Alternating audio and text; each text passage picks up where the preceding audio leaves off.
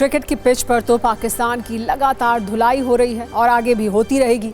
लेकिन आपको पता है, आज नाश्ते में पाकिस्तान की इज्जत फ्राई हो गई। ये पाकिस्तान की पूरी सत्ता के लिए शॉकिंग न्यूज़ है। आज आपको बताएंगे कि संयुक्त राष्ट्र के मंच पर कट्टर पड़ोसी के लिए भारत की कुटाई नीति क्या है और क्यों पाकिस्तान में पटेल पटेल हो रहा है। इसकी पूरी कहानी आपको बताएंगे।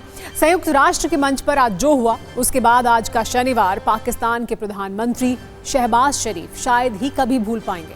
भारत का कुटाई कार्यक्रम काफी देर तक चलता रहा। भारतीय राजनयिक पटेल गहलोत ने आतंकवाद और कश्मीर के मुद्दे पर पाकिस्तान की तसल्ली बख्श मरम्मत कर दी। सत्ता में सभी न्यूज़ मित्रों को आज हम बताएंगे कि गिटार और सिंगिंग से प्यार करने वाली पटेल गहलोत ने दुष्प्रचार करने वाले पाकिस्तान का ऐसा हाल किया कि शहबाज शरीफ के सुर और ताल बिगड़ गए। शहबाज शरीफ की आतंक प्रेमी धुन की भी धुलाई हो गई।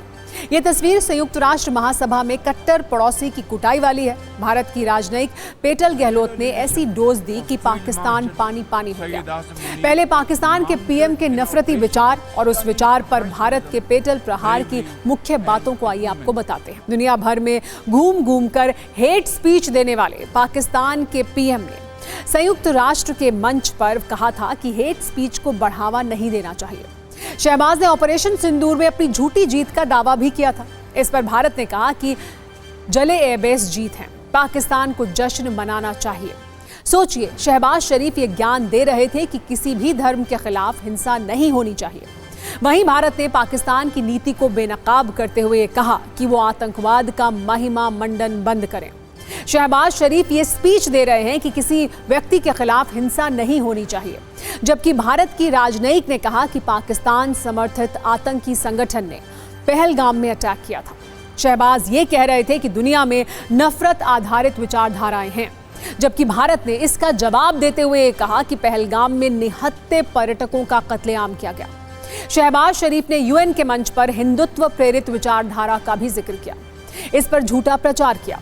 भारत ने उदाहरण देते हुए कहा कि दशकों तक ओसामा बिन लादेन को पाकिस्तान ने पनाह दी थी। शहबाज ने कश्मीर पर भी झूठा प्रचार किया था।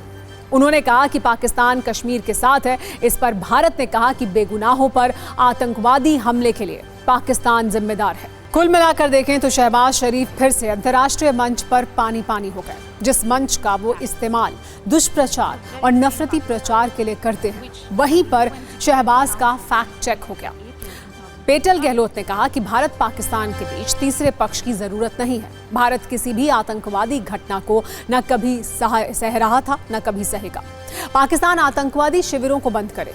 ये भी कहा कि आगे किसी ने भी ये हिमाकत की तो करारा जवाब दिया जाएगा। सबसे बड़ी बात, आतंकवाद पाकिस्तान की विदेश नीति का हिस्सा है। पटेल गहलोत को गिटार और सिंगिंग से प्यार है। वो अक्सर गाने गाती हैं और गिटार बजाती हैं। अपने शौक को वो अक्सर अपने एक्स सोशल हैंडल पर भी साझा करती हैं। आपको आज शहबाज का सुर और ताल बिगाड़ने वाली पटेल गहलोत के बारे में जानना चाहिए। पटेल गहलोत की उम्र 33 वर्ष है। 2015 में उन्होंने IFS ज्वाइन किया था। विदेश मंत्रालय की यूरोप वेस्ट डिवीजन में वो उप सचिव रह चुकी हैं। सैन फ्रांसिस्को में वाणिज्य काउंसिल के तौर पर काम कर चुकी हैं। जुलाई 2023 में संयुक्त राष्ट्र में भारत के स्थायी मिशन में प्रथम सचिव बनी थी। अब वो पाकिस्तान की धुलाई के लिए चर्चा में है।